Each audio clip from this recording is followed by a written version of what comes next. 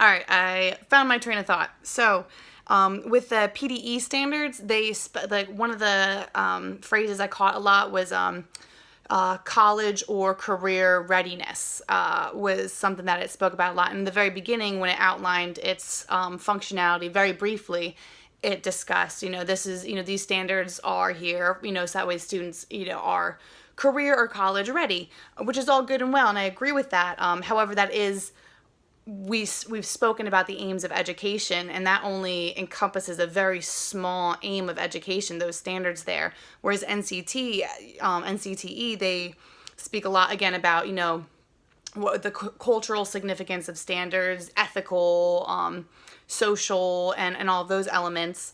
And I really appreciate that. I found that far more integral than, or integral, I think is the proper pronunciation, than the PDEs alone.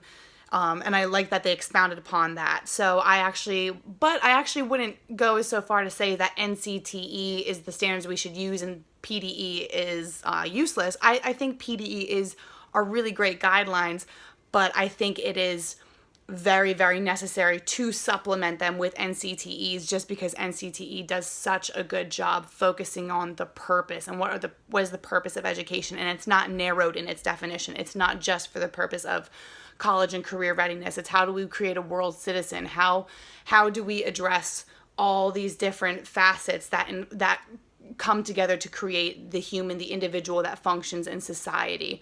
And I thought that was really awesome. The other question, so that was answering what stands out to me, what was missing. The final question was, how do you feel in relation to your standards and curriculum? I honestly, looking at the PDE standards in conjunction with the NCTE ones, I feel pretty good about them. I think there's a lot of great stuff there. NCTE does a really great job really going into specifics as to like how to enact these standards and how to go forth accomplishing these things and like giving you the resources for it. And I thought that was really awesome.